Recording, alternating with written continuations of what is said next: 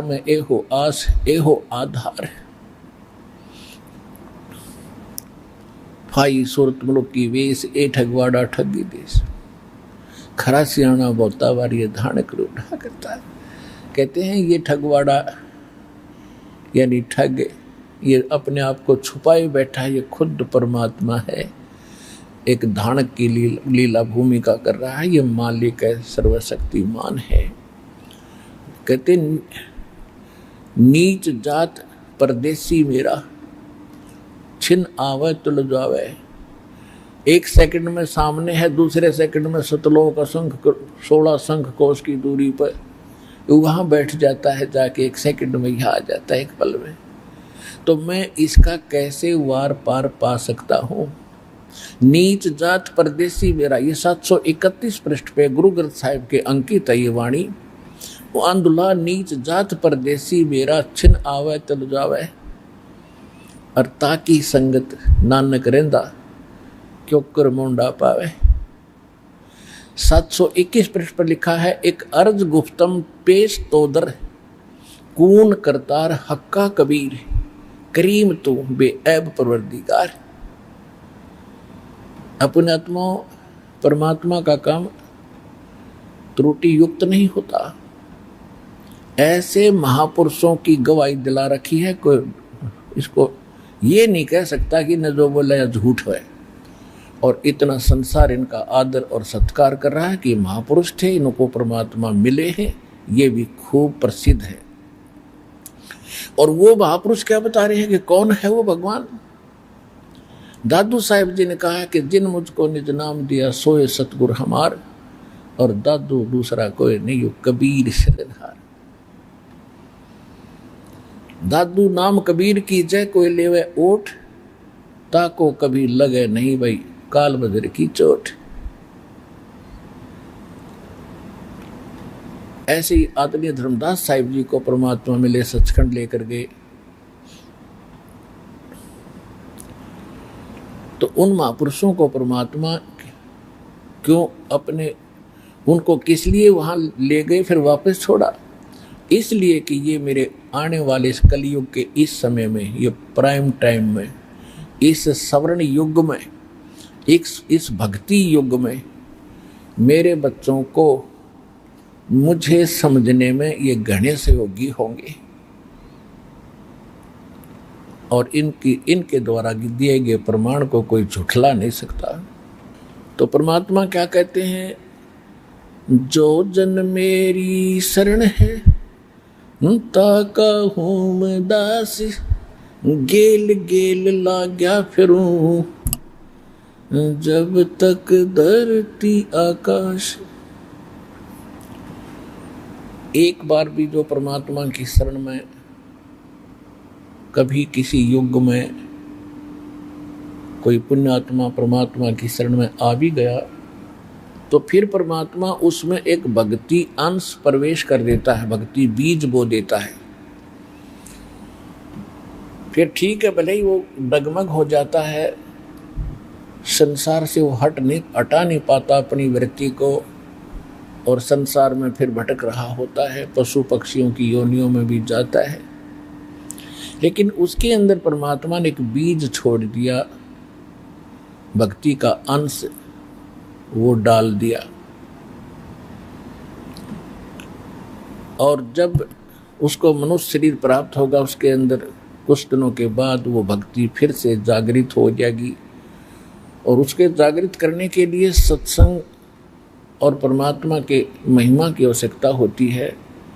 तो परमात्मा स्वयं आकर फिर उनको संभालते हैं, किसी न किसी रूप में जाकर सत्संग सुनाते हैं, वो फिर से प्रारंभ करता है भक्ति। लेकिन उस समय बहुत बदल जाता है, बहुत समय चला जाता है, जिस कारण से हम अभी तक यहाँ भटक रहे हैं। तो पुण्यात्मा, आप जितने भी भक्त बहन बेटी भाई बुजुर्ग बच्चे आज परमात्मा की शरण में आ रहे हो, आपके इस जन्म के कर्म इतने अच्छे नहीं हैं, ये तो आपको भी मालूम है। इस जन्म में तो कोई अच्छा काम हमने करे नहीं, जब तक भगवान मिले, ये मार्ग मिला। तो इससे सब सिद्ध है कि ये मार्ग मिलना, ये भगवान मिलना, ये कोई आम बात नहीं है। इसके विषय में सूक्ष्म वेद में कहा कि लख बर सूरा जूझ ही लख बर सावत दे और लख बर यति जहान में तब सतगुरु शरणा ले। कि लाख बार सूरवीर रहे हो, लाख बार सावत दे प्राप्त हुई हो और लाखों बार हनुमान जैसे यति रहे हो, यानी परमार्थ के लिए उन्होंने अपना सारा जीवन श्री रामचंद्र जी के लिए किस प्रकार निस्वार्थ भाव से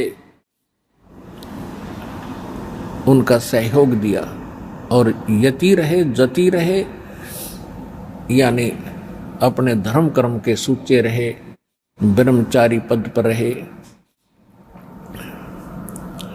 तो कहने का भाव ये है कि ऐसे ऐसे शुभ कर्म संस्कार आप जी ने असंख्य जन्म पा लिए, ऐसे ऐसे भी, लेकिन ये मुक्ति मार्ग नहीं प्राप्त हुआ। उसके बाद इतने शुभ कर्म करते करते आपके फिर शुभ संस्कार घने हो जाते हैं। उनके संयोग से फिर जाके भगवान दया करते हैं, किसी जन्म में आपको परमात्मा स्वयं आकर के किसी साधु संत रूप में दीक्षित कर जाते हैं, यथार्थ भक्ति प्रवेश कर जाते हैं। फिर वो आत्मा उस भक्ति बीज के कारण परमात्मा की भूल उसका पड़ती नहीं, चाहे वो 184 योनियों में से भटक कर भी आया हो। ठीक है, मनुष्य जीवन सीधा जब मनुष्य जीवन मिलेगा उस जीवन में जल्दी से उसके असर नहीं होगा, लेकिन थोड़ा बहुत अधिक सत्संग सुनने से उसको अवश्य वह बात स्वीकार्य होगी। तो कहने का तात्पर्य ये है कि आप जी आज के नहीं हो, भगवान के साथ आपने असंख्य जन्मों से आपके पीछे परमात्मा लगे हुए हैं और आप बालक हो, आप भूल जाते हो कुछ दिनों के बाद, क्योंकि दुख में हम भगवान को याद करते हैं। दुख में तो हम परमात्मा को स्वाभाविक याद करते हैं और सुख होते ही हम भूल जाते हैं। तो परमात्मा कहते हैं दुख में सुमरण सब करे, सुख में करे ना कोई, जय सुख में सुमरण करे तो दुख कहे को होए। सुख में सुमरण किया नहीं फिर दुख में करते याद, कहे कबीरता दास की फिर कौन सुने फरियाद। अब क्या बताते हैं कि जब सुख में तो परमात्मा को याद किया नहीं और दुख हुए जो परमात्मा परमात्मा करते फिरे, और यदि आप जी सुख में ही भगवान की भक्ति प्रारंभ कर देते तो ये कष्ट नहीं होते। अब यहाँ समस्या आती है कि प्रत्येक भक्त यहाँ सतलोक आश्रम बरवाला जिला हिसार में आया है, ये भक्ति कर रहा था, कोई ना कोई साधना, कोई ना कोई मंत्र जाप, कोई संत गुरु से या अपनी परंपरागत साधना को अवश्य कर रहे थे। तो इनके मन में ये आएगा कि हम तो भक्ति कर ही रहे थे फिर भी दुखी हुए। तो उसके लिए सूक्ष्म वेद में बताया है, तुम कौन राम का जपते जापम तात कट नयति नो तापम। तुम कौन भगवानों की भक्ति कर रहे थे? उन भगवानों की, उन रामों की भक्ति करने से आपको कोई लाभ नहीं हो सकता। प्रारब्ध के कर्म तो दूर रहे समाप्त होने, आपके 3 ताप भी नहीं नष्ट हो सकते। 3 ताप के अंतर्गत जैसे कोई किसी को श्राप दे देता है या किसी पर तांत्रिक विद्या छोड़ देता है या किसी पर कोई भूत प्रेत की बाधा है, साया है प्रेत का, और इस प्रकार के जो कष्ट हैं ये 3 ताप के अंतर्गत आते हैं। तो परमात्मा बता रहे हैं कि आप जी सोचोगे कि हम भक्ति तो कर ही रहे थे और उसके बाद भी आप दुखी हुए। उसका कारण क्या था? कि पहले तो आपकी भक्ति शास्त्र अनुकूल नहीं, शास्त्र अनुकूल साधना करने वाले को भी कुछ राहत मिले, तो आप उन भगवानों की भक्ति कर रहे थे जो ना आपको सुख दे सकते ना दुख दे सकते, अर्थात आपके संस्कार में कोई परिवर्तन नहीं कर सकते, और वो 3 ताप को भी नहीं समाप्त कर सकते। उदाहरण के लिए अब जैसे ये परमात्मा की 2 साखी दास ने बोली, पहले इनको स्पष्ट करता हूं कि दुख में सुमरण सब करें और सुख में करे न कोई, और जय सुख में सुमरण करें दुख काहे को होई। तो ये सुमरण किसका करना है, कैसे करना है, वो परमात्मा की वाणी बता रही है।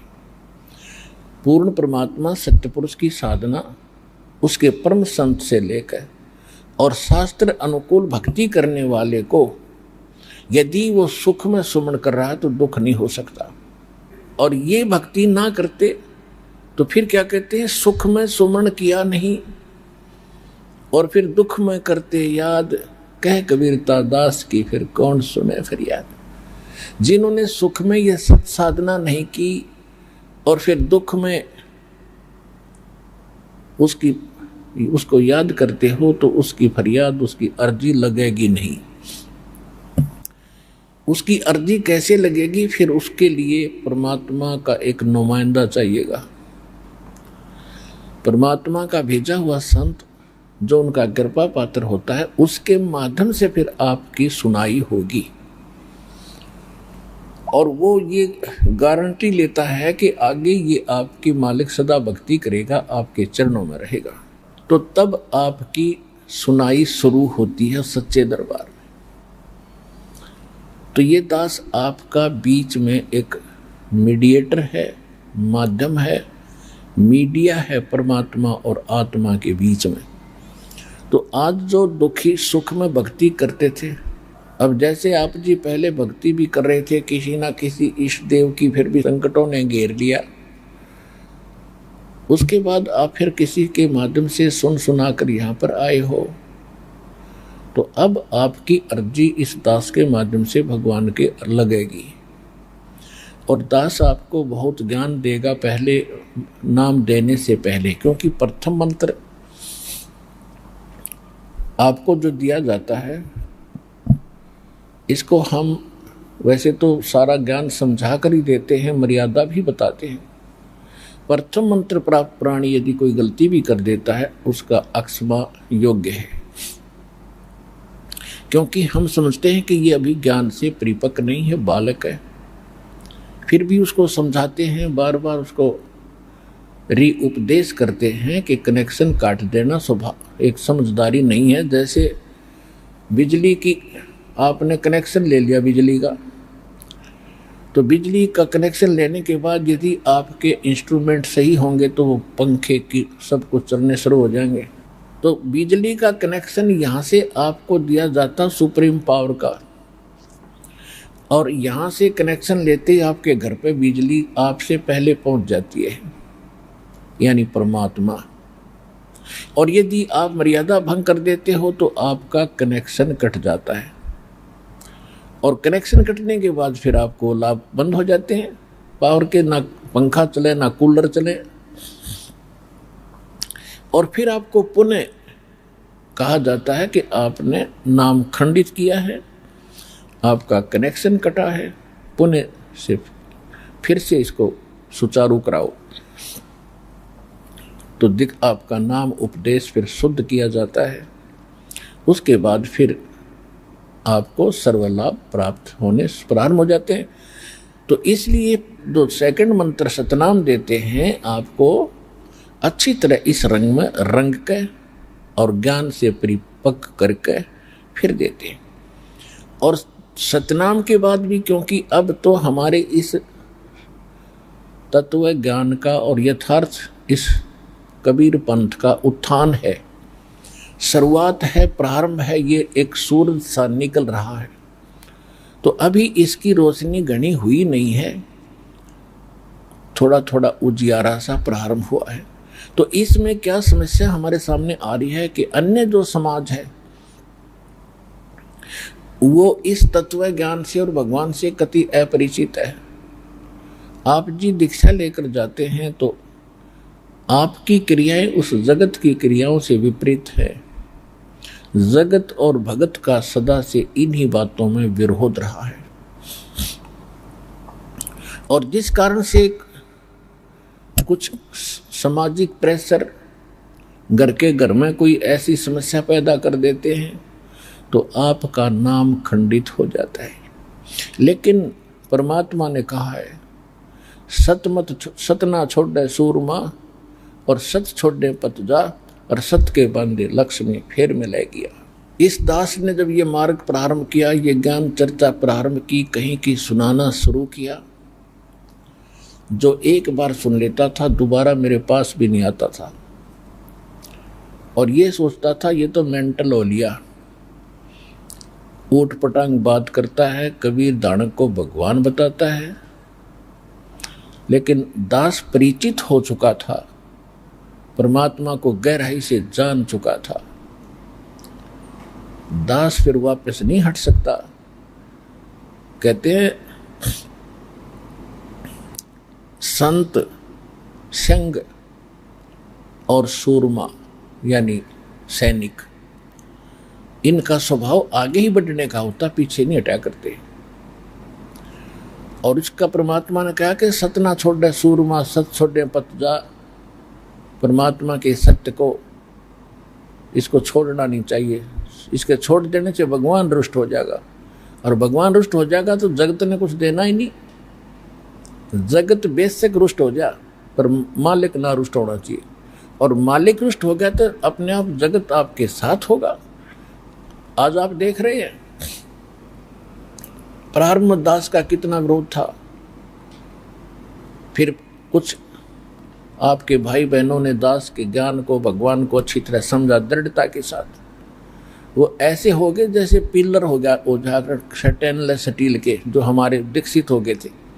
और 2006 में नकली आचार्यों ने और इन धर्म गुरुओं ने ऐसी झूठी अफवाहें फैला करके हमारा कितना घोर विरोध किया था, जेल तक जाना पड़ा। लेकिन जितने भी हमारे भक्त थे ऐसे थे जैसे मूसल होया करें लो के, उन्हें कोई मोड़ नहीं सका, उनको कोई वापस नहीं कर सका, उनको डगमग नहीं कर सका। तो परमात्मा की वो बात रह कर याद आती थी, सत ना छोड़े सूरमा सत छोड़े पत्ता, और सत के बांधे लक्ष्मी या फेर में ले गया।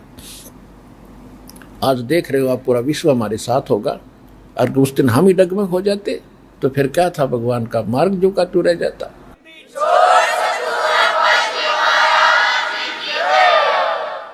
और जो हमारा विरोध कर रहे थे और कर रहे हैं आज, वो भी हमारे भाई बहन हैं। उनको पता नहीं, हमने पता ज्ञान हो गया, वो भी उसी भगवान के बच्चे हैं। ये काल प्रेरणा से वो अपने कर्म बिगाड़ रहे हैं, वो अपने पाप एकत्रित कर रहे हैं। हमने, वो भी दुख है उनका कि वो हमारा तो कुछ बिगाड़ नहीं पाएंगे, पर अपना घना नुकसान कर लेंगे। ये परमात्मा का मार्ग है, और इस पे परमात्मा ने ये मार्ग डाल बिछा दिया है। तो और इस पे ये राम नाम की गाड़ी चलेगी चलेगी, इसने कोई रोक नहीं सकता। और जिसने भी राम नाम की गाड़ी को रोकने की चेष्टा की है वो अंधा गधा साबित हुआ लास्ट में। अंधा गधा कौन था? हिरण्यकशिपु था।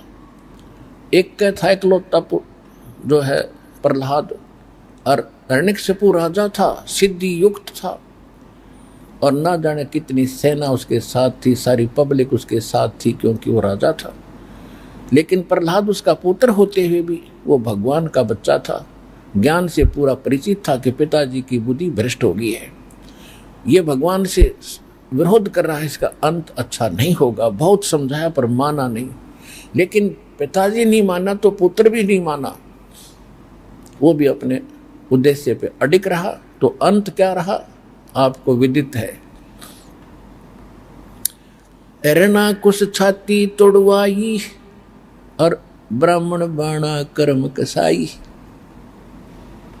हिरण्यकशिपु ने कहते आखिर में छाती तोड़वाई भगत गेल टकरा के, और भगत ब्राह्मण को आवे, और कर्म इसे बुरी, ऐसी बुरी सोच, एक मासूम बालक को, अपने पुत्र को भी मारने से वो नहीं पीछे हट रहा था, तो भगत हो सकता ब्राह्मण है। तो यहाँ फिर रावण ने ऐसे ही जुल्म किया था। तो कहने का भाव ये है कि जो भगवान के मार्ग में बाधक बनते हैं वो अंधे गधे होते हैं, उनको अकल नाम की चीज नहीं होती। एक समय एक अंधा गधा रेल की पटरी पर के बीच में खड़ा हो गया। अब अंधा गधा क्या करता है, जब उसको कोई डिस्टर्ब करता होता है, कोई छेड़छाड़ करा करे, तो जिधर से उसको आहट आती है कि इधर कोई शरारती तत्व है, उसी तरफ दोनों पैर कर दिया करे अपने पिछले, और कोई छेड़ाछाड़ी करे तो दोनों दुलत्ती मारता है। इसी प्रकार उसने देखा कि तू जहाँ खड़ा है तेरे बैक साइड से, दूसरी साइड से कोई गड़बड़ हो रही है, गाड़ी आ रही थी गड़गड़ करती हुई। वो गधे ने उसी तरफ दुलत्ती कर ली, दोनों अकान देश को निकट में रहे। अब वो निकट आया तो उसने, इंजन निकट आया, गधे ने दोनों दुलत्ती मारी गाड़ी को रोकने के लिए, अपने से दूर भगाने के लिए। लेकिन उसको ये पता नहीं था, अंधे तू रेल के मार्ग के बीच में खड़ा है, उठा के पटक दिया। तो जो इस भगवान के मार्ग में जो बाधा करने की चेष्टा करेगा वो अंधा गधा होगा, उसका अर्थ अच्छा नहीं होगा। तो जो प्रसंग चल रहा है उसी पर आते हैं। परमात्मा की शरण में जो भी भक्त एक बार आ जाते हैं उनको परमात्मा पार करके छोड़ता है। एक बार तो उसकी शरण में किसी युग में आ गया तो उसको पार करके ही छोड़ेंगे। तो जैसा कि परमात्मा कहते हैं, जो जन मेरी शरण है ताका हूँ मैं दास, और गेल गेल लाग्या फिरूं जब तक धरती आकाश। जैसा कि सत्संग में दास बहुत बार सुनाता है, धर्मदास जी का प्रसंग, और ये इतना बड़ा प्रसंग है कि एक दिन में पूरा नहीं होता। परमात्मा की महिमा को समझने के लिए हमें बहुत समय चाहिए। जैसे पहले दास 7-7 दिन के समागम किया करता था प्रारंभ में, और दिन में 3-3 बार सत्संग करता था, तब कुछ आंशिक महिमा भगवान की 7 दिन में परमात्मा की वाणी को पढ़कर सुना के समझा पाया करता था। उसके बाद फिर परमात्मा ने दया करी कि इन सदग्रंथ जो हमारे गीता, वेद, पुराण, कुरान, बाइबल, गुरु ग्रंथ साहिब, इनका ज्ञान कराया। फिर दास ने ये सोचा कि जब तक इस परमात्मा की महिमा हमारे पवित्र सदग्रंथों से नहीं तोली जाएगी, जांची जाएगी, तब तक हमारा साथी नहीं हो पाएगा कोई भी। तो उसके लिए परमात्मा ने उसी समय ये ऐसे बढ़िया इंस्ट्रूमेंट बनवा दिए, प्रोजेक्टर, ये इलेक्ट्रॉनिक मीडिया चैनल, और अब ये मोबाइल टेलीविज़न, ये मेमोरी कार्ड। तो इनके सहयोग से फिर दास ने पहले ये बताना चाहा कि कबीर इज गॉड। यदि हम परमात्मा की महिमा वाली वाणी से ही, गरीबदास जी की वाणी से हम आपको समझाने चाहते तो आपके मन में कोई ना कोई दोष भरा रहता। सुख तो भगवान देता ही देता है, ये तो इसका स्वभाव है, और सुख होते रहें और एक दुख भी हो जा किसी कारण से तो फिर आप अन्य स्थान पर चले जाते। ज्ञान संपूर्ण होया नहीं और हृदय नहीं छदाए, देखा देखी भक्ति का वही रंग नहीं ठहराए। इस दास को सन 2000 के अंदर प्रेरणा हुई थी परमात्मा की, कि परमात्मा की एक वाणी पढ़ा करते थे हम कि वेद मेरा भेद है, मैं ना मिलूं वेदन के माही, और जौन वेद से मैं मिलूं ये वेद जानते नहीं। इस वाणी का भावार्थ है कि मेरी महिमा वेदों में परिपूर्ण है। वेद जो हैं ये वेद मेरा ही भेद बताते हैं, मेरी ही महिमा की जानकारी देते हैं, लेकिन इन वेदों में मुझे प्राप्त करने की वो मेथड ऑफ वर्शिप नहीं है, पूजा की विधि नहीं है, क्योंकि वो पूजा की विधि परमात्मा ने सूक्ष्म वेद में बताई है, और जो काल ने सूक्ष्म वेद समाप्त कर दिया था उसकी पूर्ति करने के लिए परमेश्वर को स्वयं आना पड़ता है। उसके लिए वेद भी प्रमाणित करते हैं। ऋग्वेद मंडल नंबर 9 सूक्त 94 के मंत्र 1 में कहा कि वो परमात्मा सतलोक से चलकर यहाँ आता है, अपनी महिमा की वाणी कवियों की तरह आचरण करते हुए बोलता रहता है, घूमता फिरता है। ऋग्वेद मंडल नंबर 9 सूक्त 95 मंत्र 2 में कहा कि वो परमात्मा अपने मुख कमल से वाणी द्वारा ज्ञान सुना सुना कर प्रेरित करता है भक्ति के लिए, और वो भक्ति मार्ग के गूढ़ मंत्रों को, गुप्त मंत्रों को सार्वजनिक करता है। परमात्मा कहते सो हम शब्द हम जग में ल्याए, सार शब्द हम गुप्त छुपाए। कि वेदों में ये मंत्र नहीं था, सो हम मंत्र किसी वेद में, गीता में नहीं है, किसी भी सदग्रंथ में नहीं है।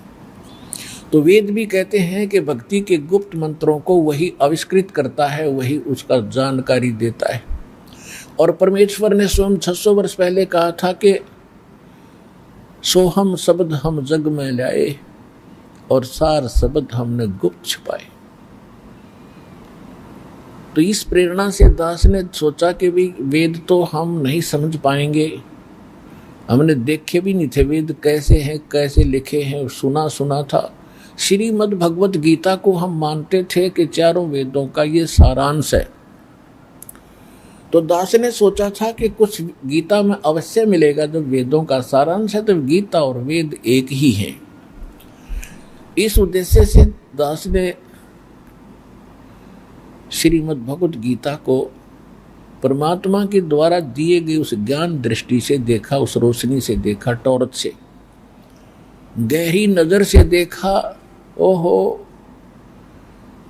दास को उस दिन जो खुशी हुई थी उसका कोई वर्णन किया नहीं जा सकता।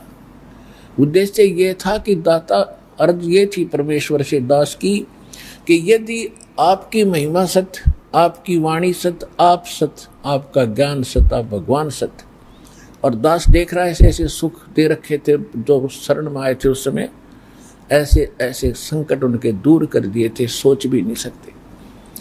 लेकिन जब तक आपकी महिमा परमात्मा इन हमारे सदग्रंथों से नहीं मिलेगी, आपको आपके बच्चे समझ नहीं सकेंगे। और जब देखा उस गीता में, ओए होए, जब तो दास ने ये देखा था कि गीता श्री कृष्ण जी ने बोली इस दृष्टिकोण से, और सृष्टि श्री कृष्ण इज विष्णु और विष्णु इज सुप्रीम पावर, ऐसा हम दंत कथा लोक वेद से सुना करते थे। और से ऊपर कोई भगवान नहीं, से ऊपर कोई करता नहीं, ये सर्वशक्तिमान है, अजरो अमर है, इनकी कोई जन्म मृत्यु नहीं होती। जब दास ने दूसरे अध्याय के 12वें श्लोक में पढ़ा कि अर्जुन तेरे और मेरे बहुत जन्म हो चुके हैं, तू नहीं जानता मैं जानता हूँ। चौथे अध्याय के 5वें श्लोक में पढ़ा कि अर्जुन तेरे और मेरे बहुत जन्म हो चुके, तू नहीं जानता मैं जानता हूँ। दूसरे अध्याय के 17वें श्लोक में पढ़ा कि वो परमात्मा, अविनाशी परमात्मा तो कोई और है, वो है अविनाशी परमात्मा जिसने सब ब्रह्मांडों की रचना की, उसको मारने में कोई सक्षम नहीं है।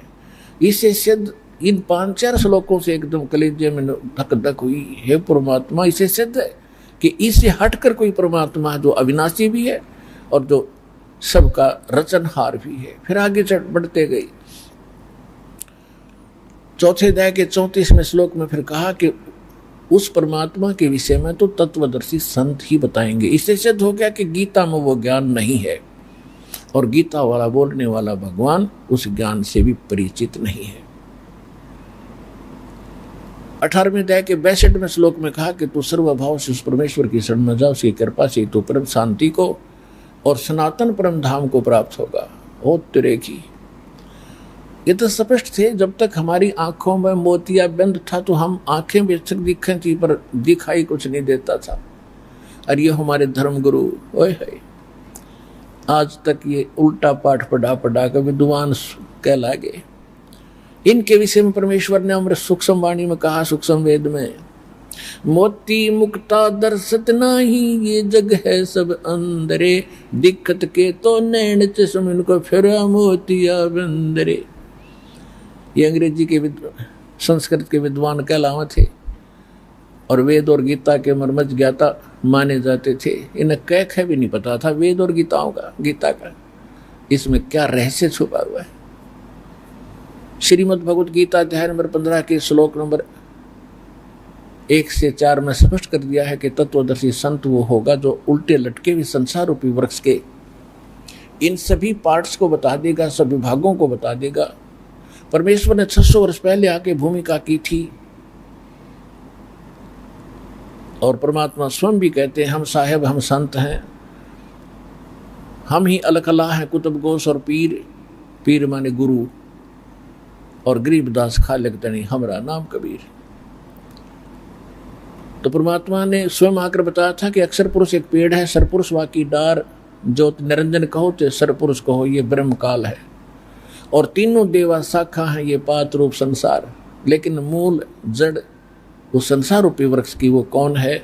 वो ये दास भेजा बताने के लिए कि वो कबीर साहिब है, वो दुल्हा धारक है और यही सारी सृष्टि के रचनहार है। और उससे पहले परमात्मा ने अपना परिचय उन महापुरुषों को दे ही दिया था जिन्होंने अपने शपथ पत्थर अपने अमृतवाणी में एफिडेविट दे ही रखे थे। एक तो वो अमृतवाणी के एफिडेविट हमारे पास थे, परमात्मा की वाणी हमारे पास थी, लेकिन जो वेद गीता और पुराणों पर आधारित यानी हिंदुस्तान के 90% 80% हिंदू इन्हीं पुराणों और गीता और वेदों को सत्य मानते थे। इसके अतिरिक्त ना वो कबीर जी को मानते थे, ना वो नानक जी को मानते थे। तो वो भी भगवान के बच्चे थे। उनको साथ लेने के लिए से इस अज्ञान को काट के यानी अच्छी तरह समझ कर उसके पश्चात परमेश्वर के उस परम पद की खोज करनी चाहिए, जहां जाने के बाद साधक फिर लौटकर कभी संसार में नहीं आते। और उधर वो कह रहा है कि तेरे और मेरे बहुत जन्म हो लिए, आगे भी होंगे। तो यहां एकदम शर चकरा गया दास का, और जैसे कोई अनमोल खजाना पा गया हो कि अब बनेगी बात। यदि आप श्री कृष्ण मान रहे हो गीता का ज्ञान देने वाला, ये तो कह रहा कोई और परमात्मा है, और ये नकली संत आचार्य शंकराचार्य मंडलेश्वर ब्राह्मण ये कहा करते, जब 18वें अध्याय के 62वें श्लोक में कहा जाता है कि किसकी शरण में जाने को कह रहा है, वो तो अपनी शरण में आने को कह रहा, अपनी शरण में। 18वें अध्याय के 66वें श्लोक में एक वरद शब्द है, सर्वधर्मान परित्यज माम एकम शरणम व्रज अहम तवा सर्व पाप्यो भवमोक्षामि मा शुच। इन्होंने इसका अर्थ अनर्थ कर दिया। व्रज माने जाना होता है, इंग्लिश वर्ड है गो, गो मीन जाना, और जहां गो वर्ड लिखा हो किसी सेंटेंस में उसका अर्थ कम लिख दिया, आना लिख दिया, तो कैसा विद्वान होगा वो, महामूर्ख कहा जाता है। तो आज तक ये इसी अपनी ओछी सोच पर अड़े हुए हैं कि वर्ज माने आना होता है, शब्द कोश में जाना।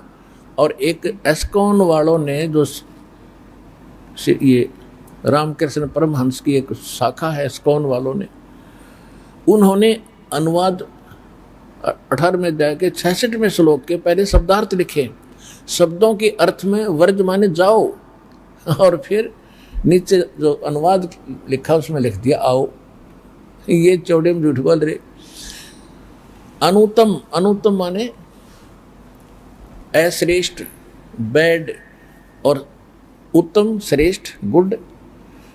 गीता अध्याय नंबर 7 के श्लोक नंबर 18 में गीता ज्ञानदाता स्वयं कहता है कि ये ज्ञानी आत्मा अच्छी आत्मा नेक हैं, लेकिन ये मेरे वाली घटिया साधना में ही लीन रहे, व्यस्त है मेरी गति में। मेरे यानी मेरी साधना से, मेरी भक्ति से, ओम नाम से प्राप्त होने वाली जो गति है, जो मोक्ष है, वो ब्रह्मलोक है। ब्रह्मलोक में गए हुए प्राणी भी वापस आते हैं। गीता अध्याय नंबर 8 के श्लोक नंबर 16 में प्रमाण है कि ब्रह्मलोक में गए हुए प्राणी भी पुनरावृत्ति में।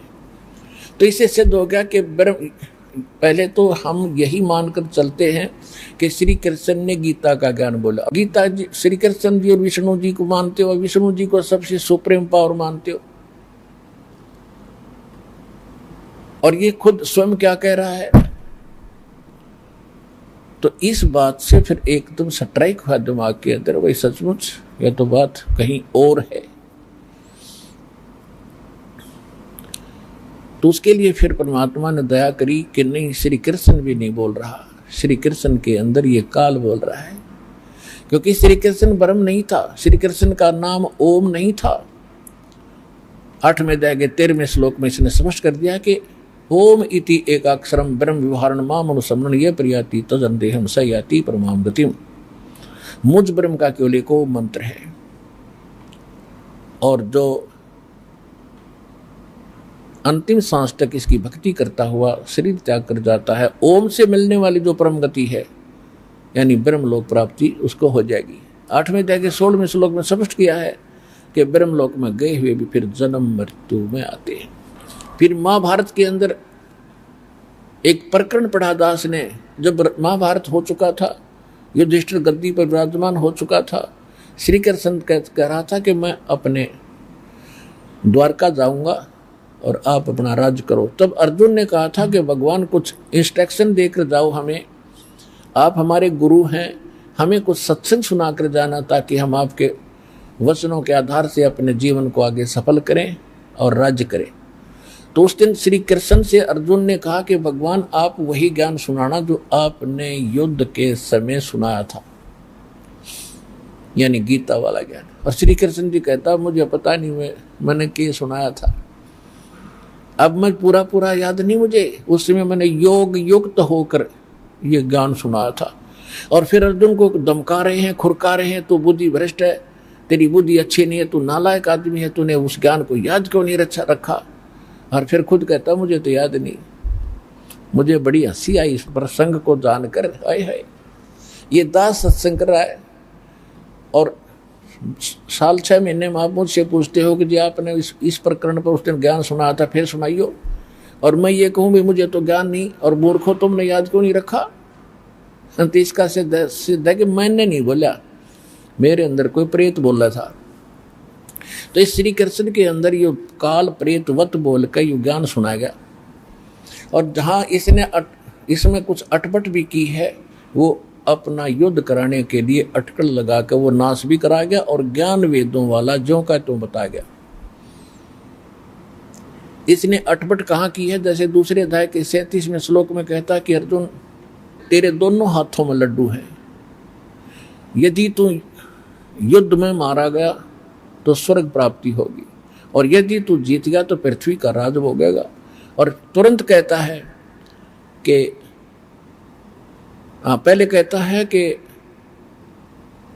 किसी भी लाभ हानि की चिंता ना करके तू युद्ध कर, लाभ हानि की चिंता ना करके तू युद्ध के लिए खड़ा हो जा, इस प्रकार युद्ध करेगा तुझे कोई पाप नहीं लगेगा। और तुरंत लाभ हानि याद दिला रहा है कि यदि स्वर्ग में मृत्यु को प्राप्त हुआ तो स्वर्ग में जाएगा, और यदि जीत गया तो पृथ्वी का राज भोगेगा। और पहले कह रहा है तू लाभ हानि को भूल कर निस्वार्थ भाव से लड़। तो ये जो अटकलबाजी थी इसकी, ये इसने युद्ध कराने के लिए बकवास की है, वो अलग स्पष्ट दिखाई देंगी। और जो वेद का ज्ञान है वो भी इसके अंदर परिपूर्ण है, बहुत है। तो कहने का भाव ये है दास का कि ये सब ज्ञान सुना देखा, और उसके बाद फिर वेदों को लाया।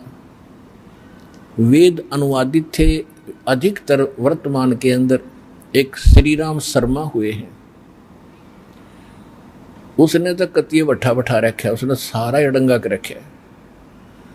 और दूसरा एक महर्षि दयानंद आर्य समाज का प्रवर्तक, इन्हीं के अनुवादित वेद उपलब्ध थे। तो इस दयानंद ने उससे भी ज्यादा नाश कर रखा अनुवाद का।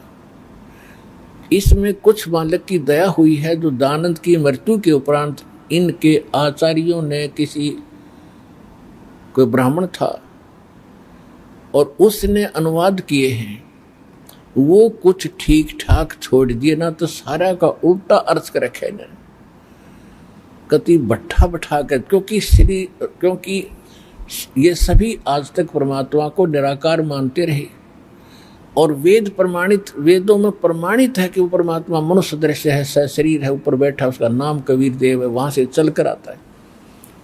और ये उसी दृष्टिकोण से इन्होंने अनर्थ कर डाला, जैसे गीता के अनुवादकों ने श्री कृष्ण जी को सुप्रीम पावर मानकर, उसी को सब सर्वेस्वा मानकर, अजन्मा मानकर, और गीता जी के अनुवादों का बैठाने की चेष्टा की। वर्ज माने जाना, उसका आना किया, अनुत्तम माने घटिया होता, उसका सर्वश्रेष्ठ किया।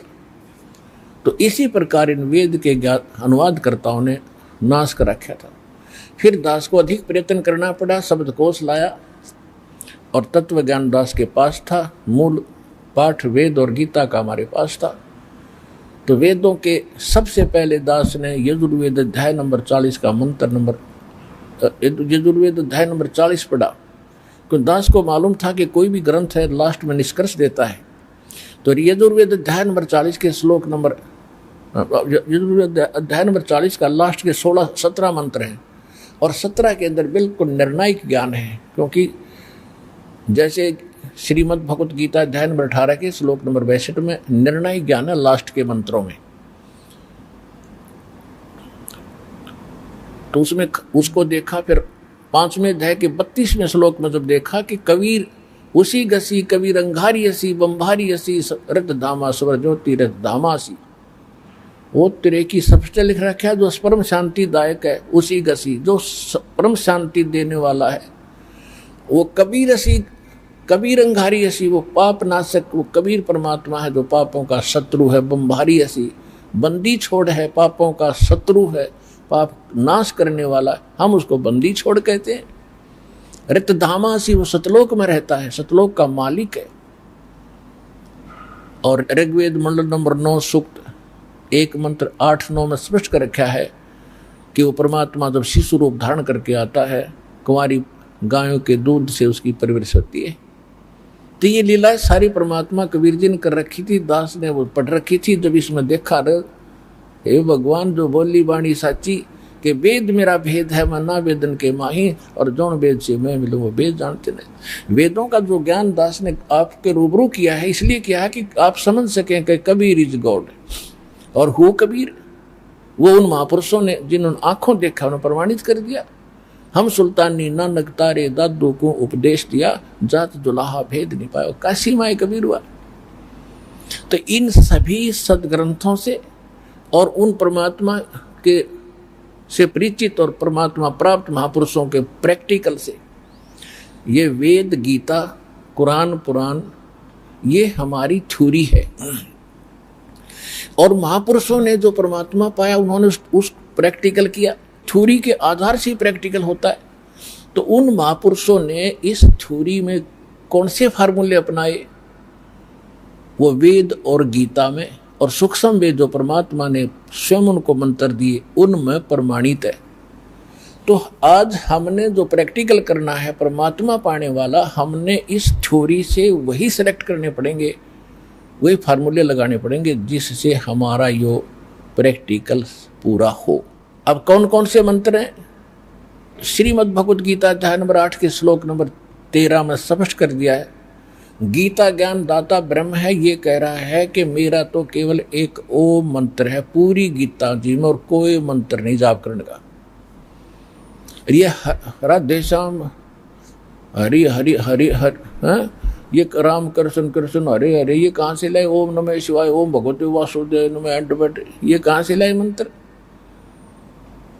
ये इसको कहते हैं शास्त्र विधि त्याग कर मनमाना आचरण, मनमानी पूजाएं साधनाएं।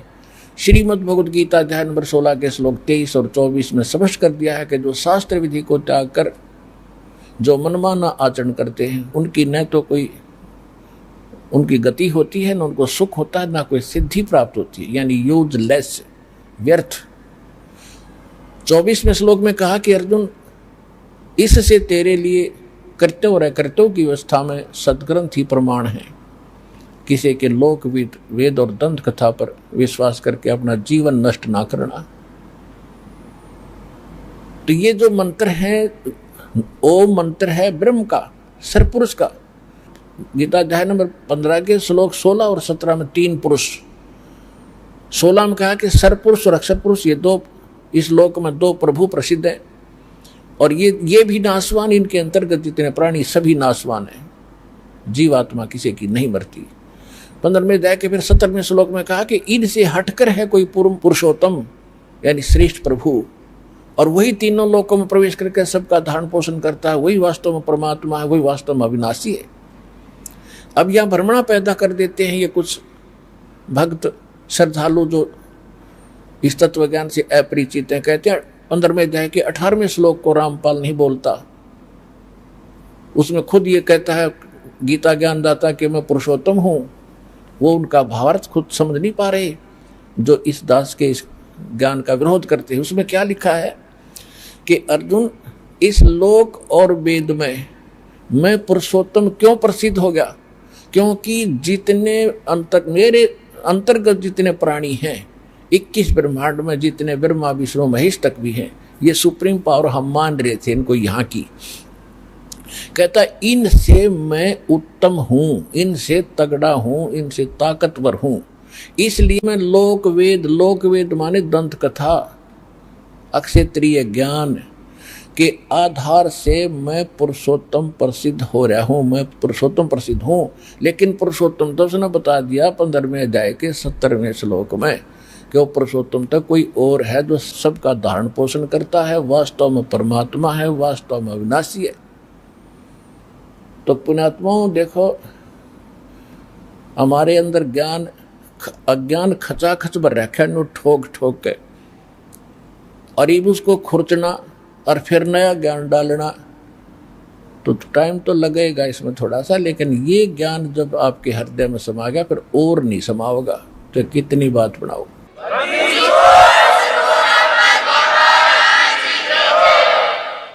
अब जो इस प्रकार दास ने जब इस ज्ञान को देखा तो फिर नए सिरे से श्रीमद् भगवद गीता का अनुवाद किया और उस पुस्तक का नाम रखा गहरी नजर गीता में। उसमें सबसे पहले सृष्टि रचना बताई ताकि प्रपाठक सबसे पहले सृष्टि रचना से परिचित हो। जब तक आप सृष्टि रचना से परिचित नहीं होगे आप किसी भी ग्रंथ को समझ नहीं सकते।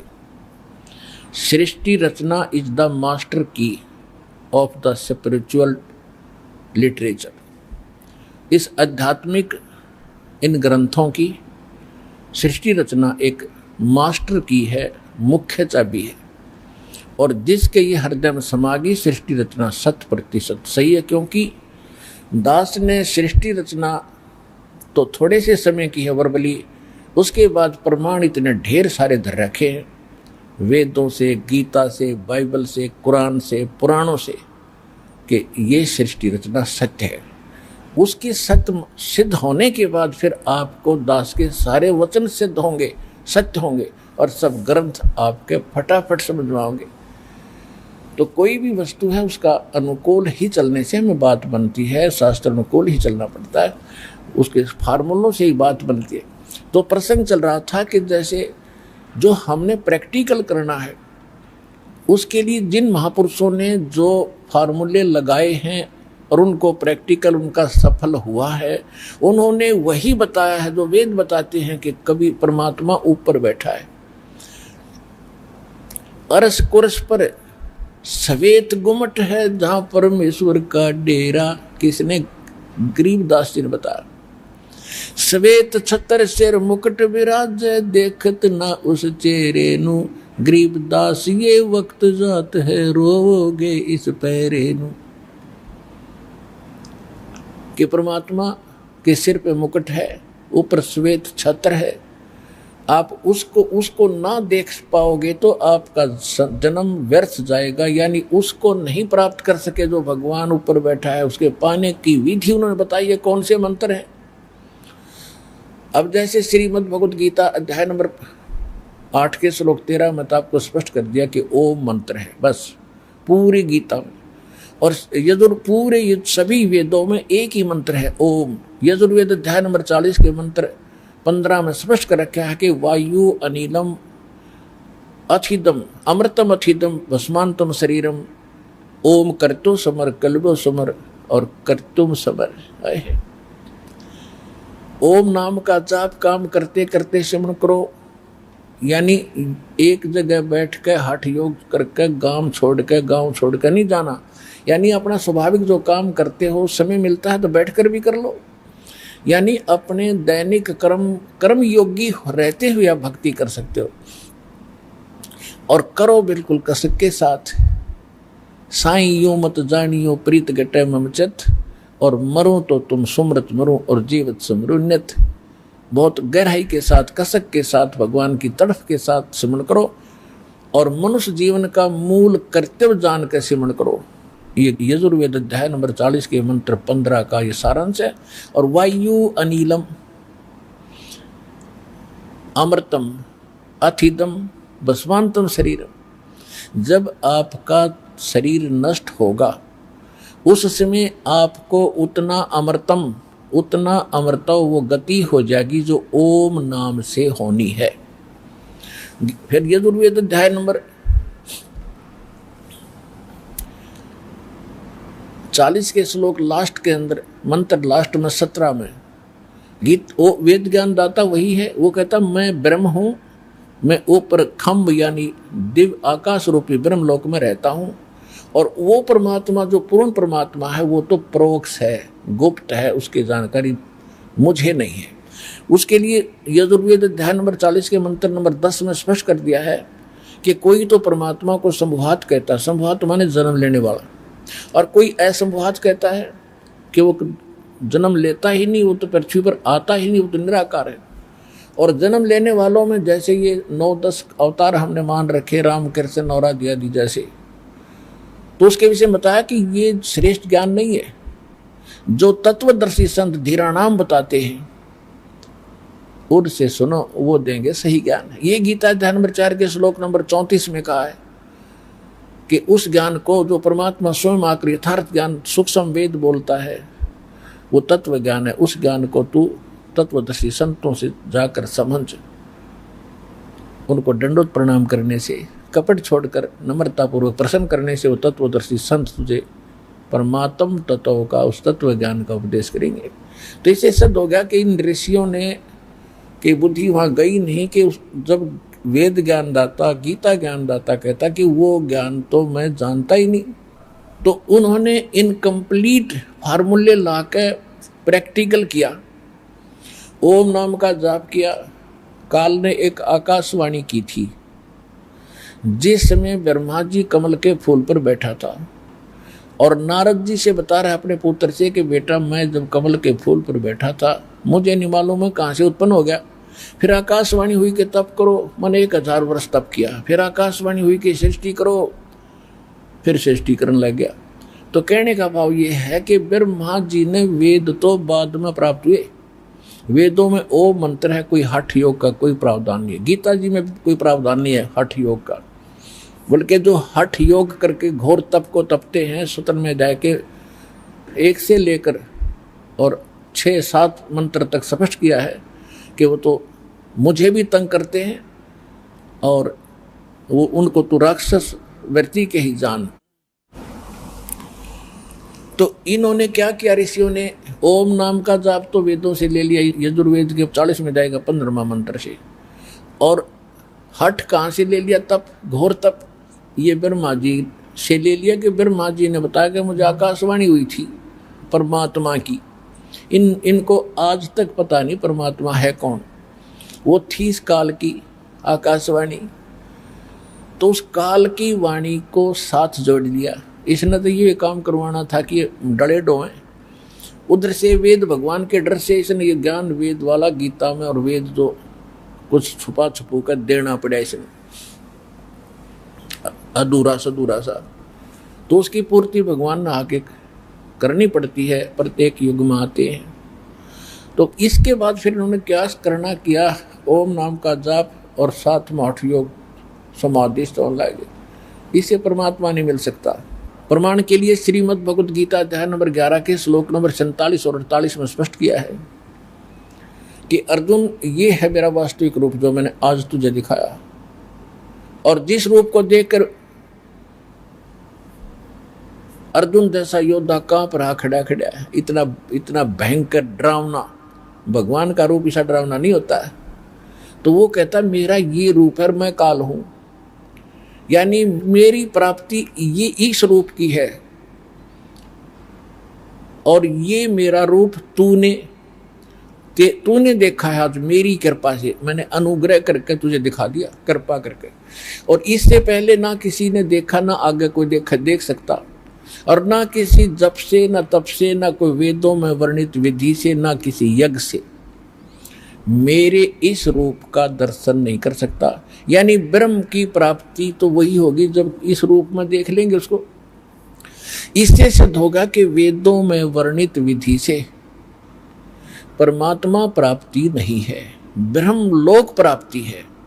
और ब्रह्मलोक में गए हुए अपने पुण्यों को समाप्त करके, अपनी पूंजी पुण्य की नष्ट करके, जैसे होटलों में जाते हैं अच्छे धनी लोग जो हैं, वो बड़े बड़े 5 स्टार कितने स्टार बोल रहे हैं, उन होटलों में जाते, उनके चार्ज बहुत ज्यादा होते हैं, तो उनका जल्दी नाश होता है। यानी उनका धन भी घना होता है, उनका खर्चा भी वहां ज्यादा ही लगता। तो ऐसे होटल हैं ये जितने भी स्वर्ग हैं ऊपर, और इनमें उस होटल के मालिकों का अलग से कमीशन और महंगा खर्च जो लगाना है वो अलग, यानी मनमान्य दाम लगाने, रेट लगाने और कमीशन अलग से लेते हैं। इस कारण से ही अपना डबडमा चला रहे ये 21 ब्रह्मांड का स्वामी ये। तो कहने का भाव ये है कि इन मंत्रों से, इनकम्प्लीट मंत्र हैं, इनकम्प्लीट प्रैक्टिकल हुआ, जिस कारण से इन्होंने सभी ने अनुभव कर कर अपना थक दिए, लास्ट में लिख दिया कि परमात्मा निराकार है, क्योंकि इनका प्रैक्टिकल पूरा नहीं था। और पूरे प्रैक्टिकल के लिए पूरे फार्मूले चाहिए। गीता अध्याय नंबर 17 के श्लोक नंबर 23 में वो मंत्र बताया, सांकेतिक मंत्र है, ओम तत्सत इति निर्देश ब्रह्मणे त्रिविध समर्थ। उसमें स्पष्ट किया कि ब्रह्मणे माने सच्चिदानंद घन ब्रह्म, यानी परम अक्षर ब्रह्म, जो उत्तम पुरुषत्व अन्य परमात्मा इति उदाहरते, उसका जो मंत्र है वो उसके पाने का और वो स्थान प्राप्त करने का जहां जाने के बाद साधक फिर लौटकर संसार में नहीं आते, वो तो इस 3 मंत्र का जाप है, नथिंग एल्स, और कुछ नहीं।